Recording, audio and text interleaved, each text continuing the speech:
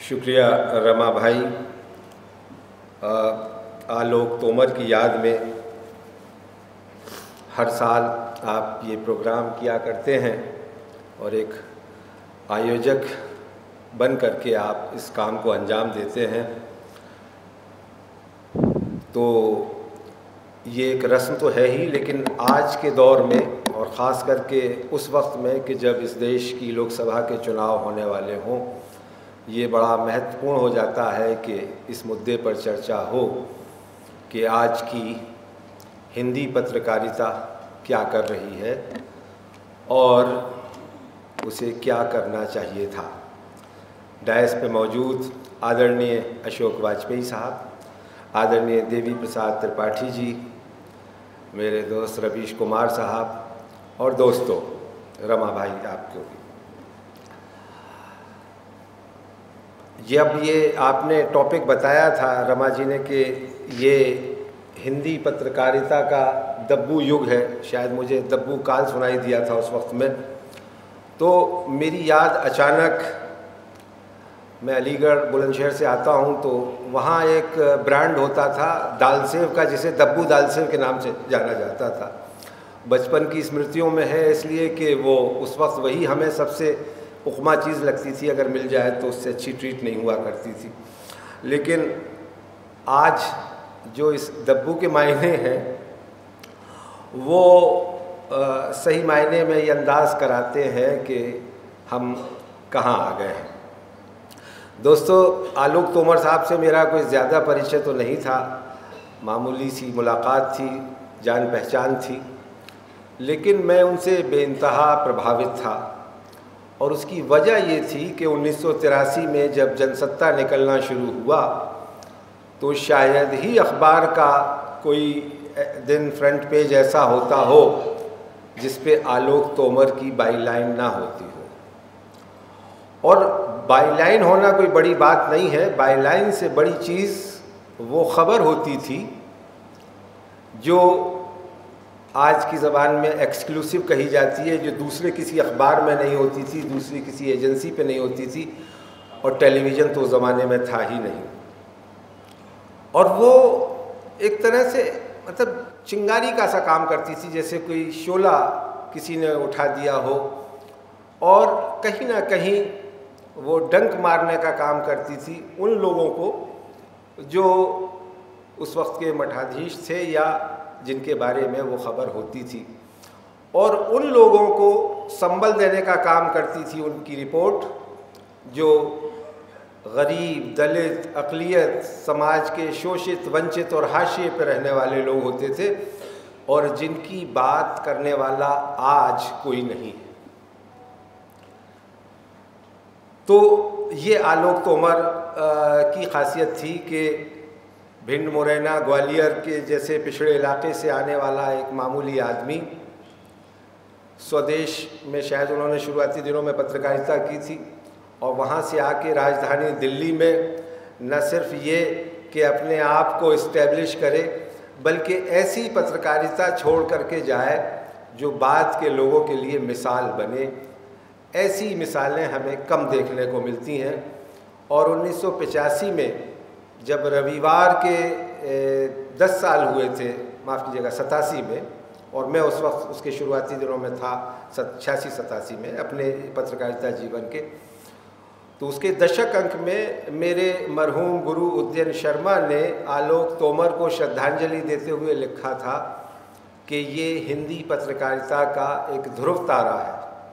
वो लाइन आज भी मुझे याद रह गई कि उस वक्त में लिखी गई थी, और एक विशेष अंक में, और हिंदी पत्रकारिता की एक थोड़ी समीक्षा के संदर्भ में लिखी गई थी।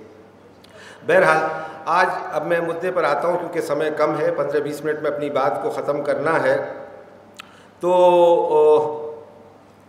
अभी रमाबाई ने भी जिक्र किया कि जेपी मूवमेंट का दौर था, उस वक्त में आलोक सक्रिय हुए थे। 6 मार्च 1975 को यहाँ एक जेपी के नेतृत्व में दिल्ली में मार्च हुआ था। मैं भी उस वक्त 10-12 साल की उम्र का बच्चा था, तमाशबीन की हैसियत से आया था, देखा था। लेकिन उस वक्त से और अब तक की जो जितनी भी इस देश में राजनीति हुई है उसको नज़दीक से देखा भी है, समझा भी है और अपने पत्रकारिता के पिछले 34 वर्षों के जीवन में उस पर बहुत कुछ लिखा भी है। लेकिन इस तरह का दौर आएगा इसकी कभी कल्पना भी हमने नहीं की थी। हमने आपातकाल को देखा है। मेरे बाप जैसा भी जिक्र किया, रमाबाई ने समाजवादी आंदोलन से संबंध था, 19 महीने जेल में थे, तो जेल में जाकर के भी लोगों को देखने का मौका मिलता था और उनके हौसलों को भी देखने का मौका मिलता था। और पत्रकारिता में भी कुलदीप नैयर जैसे लोग थे जो उस आपातकाल का विरोध करते हुए जेल गए थे। आज शायद हम ये कल्पना ना कर पाएँ, मतलब जेल जाया जाए तो सरकार के कारणों से अपनी तरफ से वॉल्यूंटरी नहीं, किसी पर विरोध जताते हुए। कुछ चीज़ें हैं जो हमें बुनियादी तौर पे घुट्टी में मिली थी कि भाई आप अखबार में अगर काम करते हो तो एंटी इस्टेब्लिशमेंट आपका पोस्चर होना चाहिए। सरकार की तारीफ़ के गुणगान करने का काम आपका नहीं है, बल्कि उसकी जो नीतियां हैं वो आम आदमी तक पहुंच पा रही हैं कि नहीं, उनसे उनका लाभ मिल पा रहा है कि नहीं, ये होना चाहिए। जो दबे पिछड़े और शोषित वंचित लोग हों उनकी बात को मुखरता देनी चाहिए। और हमको ये भी सिखलाया गया कि निष्पक्षता जैसी कोई चीज़ नहीं होती है, क्योंकि अगर आप जालिम के पक्ष में खड़े हैं तो वो भी आप एक स्टैंड ले रहे हैं, और मजलूम के पक्ष में अगर खड़े हैं तो वो भी आप स्टैंड ले रहे हैं। और ये निष्पक्षता के नाम पे ये नहीं कर सकते कि आप मजलूम के भी साथ हैं और जालिम के भी साथ हैं। लेकिन अब धीरे धीरे जो दौर चल रहा है, और ख़ास करके हिंदी पत्रकारिता का दौर, उसमें ये चीज़ें ख़त्म होती जा रही हैं, नापैद होती जा रही हैं। लाल कृष्ण आडवाणी का एक बहुत पुराना जुमला था, INB मिनिस्टर बनने के बाद उन्होंने इमरजेंसी के बारे में कहा था कि पत्रकारों से झुकने के लिए कहा गया था लेकिन वो रेंगने लगे। आज तो हालत शायद उससे भी बदतर है। अब कुछ खबरें हैं, मिसाल के तौर पे मैं उसका जिक्र करना चाहूँगा। आज ही के अखबार में एक खबर मध्य प्रदेश के एक दूर दराज के दलित आदिवासी इलाके से आई है, इंडियन एक्सप्रेस में छपी। बाकी अखबारों में मैंने देखा, कहीं मुझे वो मिली नहीं, कि एक भट्टा मजदूर को जो आदिवासी था उसके मालिक ने पाखाना खिलाने का काम किया।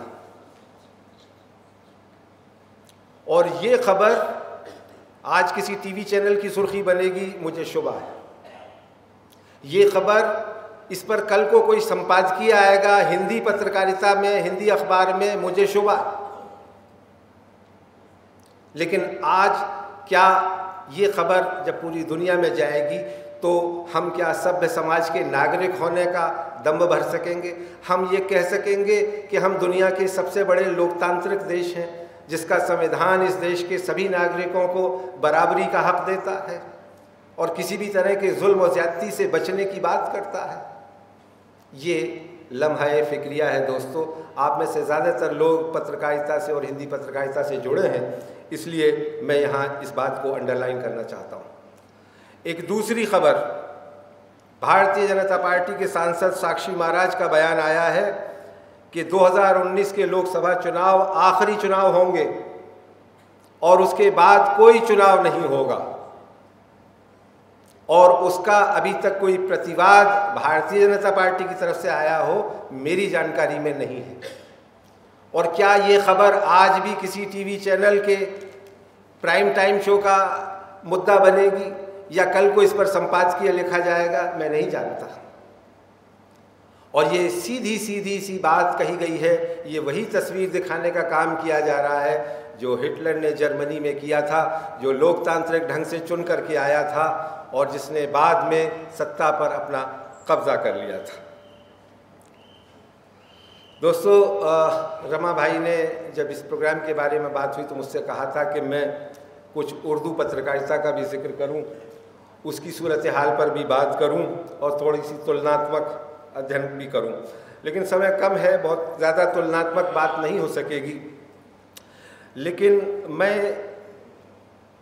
सिर्फ एक आदमी का जिक्र करना चाहता हूं जो उर्दू पत्रकारिता का शिखर पुरुष कहा जा सकता है। और उसका नाम था मौलवी मोहम्मद बाकर। मुझे नहीं मालूम कि डायस के अलावा आप में से कितने लोग उस आदमी का नाम जानते हैं। मौलवी मोहम्मद बाकर 1857 में दिल्ली उर्दू अखबार का वो पहला संपादक था जिसको गोली मारकर उड़ा दिया गया था, और जिसका कसूर सिर्फ इतना था कि वो इस मुल्क की कौमी सलामती, हिंदू मुस्लिम एकता को बचाए रखने का काम कर रहा था। 16 सितंबर 1857 को जब दोबारा अंग्रेज़ों का दिल्ली पर कब्ज़ा हुआ तो मेजर हडसन ने खुद अपने हाथ से मौलवी मोहम्मद बाकर को गोली मारी थी।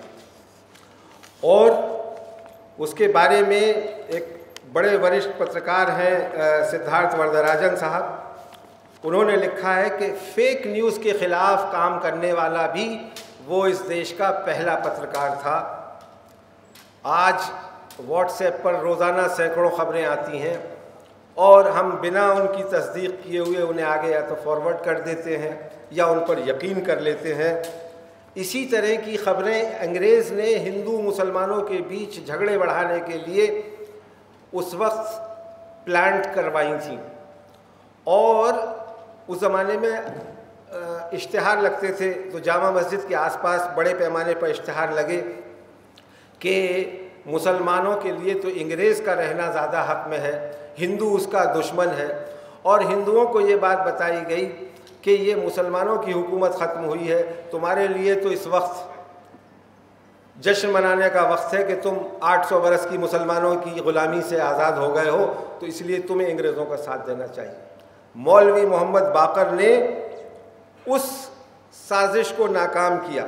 उसमें एक चीज़ और थी जो आप सब लोग जानते हैं कि गाय और सूअर की चर्बी के कारतूस को लेकर के 1857 की बगावत हुई थी। तो उसमें उर्दू में इश्तिहार लगाए गए कि ये प्रोपेगेंडा है कि इसमें सूअर की चर्बी वाले कारतूस हैं, इसमें सिर्फ गाय की चर्बी वाले कारतूस हैं, जिससे आपके ईमान पर कोई फ़र्क नहीं पड़ेगा। तो दोस्तों, ये उर्दू पत्रकारिता की शुरुआत थी 1857 में, 150 बरस पहले। और उसके बाद 1947 में, क्योंकि हमने ये मान लिया कि उर्दू इस देश की ज़बान नहीं है, ये पाकिस्तान की ज़बान है, और जावेद अख्तर के शब्दों में कहूँ तो भारत सरकार ने कश्मीर पर तो पाकिस्तान का ये दावा कभी नहीं माना, लेकिन उर्दू के बारे में ज़रूर मान लिया कि ये वहाँ के कौमी ज़बान है या वहाँ के मुसलमानों की ज़बान है और हिंदुस्तान में उसका कोई लेना देना नहीं। नतीजा ये हुआ कि उर्दू के ऊपर जो ज़वाल आया वो ज़ाहिर है कि उर्दू अखबारों पर भी आया। लेकिन शुरुआती दौर में जब विभाजन हुआ और ज़्यादातर मुहाजिर शरणार्थी जो पाकिस्तान से आए, उनकी ज़बान चूँकि उर्दू थी, पंजाब के रहने वाले थे, इसलिए अब से 10 साल पहले तक जलंधर में लाला जगत नारायण का हिंद समाचार अखबार उर्दू में सबसे ज़्यादा सर्कुलेशन वाला अखबार था। और इसके अलावा दिल्ली में बहादुर शाह ज़फ़र मार्ग पे जो आप देखते हैं, जो अब इमारतें रह गई हैं, मिलाप, प्रताप और वीर अर्जुन, ये बड़ी तादाद में शाया होने वाले अखबार थे। लेकिन अब अखबार तो उर्दू के बहुत सारे निकल रहे हैं, लेकिन उनकी हालत ये हो गई है कि वो सिर्फ इश्तिहार हासिल करने के लिए निकलते हैं और वहाँ से जो पत्रकारिता का धर्म है, जिस पे काम होना चाहिए, उसकी बात बहुत कम होती है। मिसाल के तौर पे, और उनमें से भी कुछ अखबार जो हैं वो बड़े कॉरपोरेट के हाथों में हैं। जैसे उर्दू में राष्ट्रीय सहारा दिल्ली और लखनऊ से निकलता है। अब उसका मालिक कौन है ये मुझे बताने की ज़रूरत नहीं है। इनकलाब अखबार जागरण निकालता है, क्योंकि जागरण ने वो ख़रीद लिया था। उसकी क्या लाइन होती है वो उसका आप अंदाज़ा लगा सकते हैं कि जो दैनिक जागरण की लाइन होती है वही इनकलाब अखबार की भी लाइन कमोबेश होती है। इसके अलावा सहाफ़त, मुनसिफ, उर्दू टाइम्स, एतमाद, कौमी तंजीम, हमारा समाज, रहनुमाए दक्कन, ये अखबार हैं जो अच्छी खासी तादाद में अभी निकल रहे हैं। लेकिन सूरत हाल बहुत अच्छी नहीं है, क्योंकि उर्दू अब रोज़ी रोटी की ज़बान नहीं है, और इसलिए उनसे ये उम्मीद करना कि आज की तारीख़ में वो बड़ा कोई कारनामा अंजाम दे पाएंगे या बड़ी क्रांति कर पाएंगे, मुश्किल है, क्योंकि उनके हालात इस तरह के हैं कि वो अपने मुलाजिमीन की, कातिबों की तनख्वाह दे पाएँ और उसको चला पाएँ, यही काफ़ी है। दोस्तों, चूँकि वक्त कम है इसलिए, और चूँकि हमें अभी अशोक जी को और रवीश जी को भी सुनना है, तो मैं अपनी बात को यहाँ ख़त्म करूँगा कि अगले 2-3 महीने हम सब के लिए बहुत ही इम्तहान के दिन हैं, और इन्हीं 2-3 महीनों में ये तय होगा कि इस देश का भविष्य क्या होगा। ये देश गांधी, नेहरू, सरदार वल्लभ भाई पटेल, मौलाना आज़ाद, जयप्रकाश नारायण लोहिया और नरेंद्र देव के रास्ते पर चलेगा, अंबेडकर के रास्ते पर चलेगा, या हेडगेवार, सावरकर और गांधी के हत्यारे के नाम पर चलेगा, जिसका कि आजकल गुणगान किया जा रहा है। मैं ये बात कहते हुए अपनी बात को ख़त्म करूँगा कि अगर लोकतंत्र रहेगा तभी हम और आप यहाँ इस जैसी जगहों पर बैठ करके अपनी बात कह पाएंगे, और अगर लोकतंत्र ख़त्म हो गया, जिसकी के एक काफ़ी बड़ी आशंका दिखाई दे रही है, तो बहुत मुश्किल हो जाएगी। हिंदी पत्रकारिता को भी ये तय करना है कि वो अपने इसी दब्बू काल में अपना दम तोड़ देगी, या इससे बाहर निकल करके बाकी पत्रकारिता के लिए भी वो रोल मॉडल बनने का काम करेगी जो राष्ट्रीय आंदोलन के दौरान या उसके बाद के 3-4 दशकों तक इस देश में थी। बहुत बहुत शुक्रिया।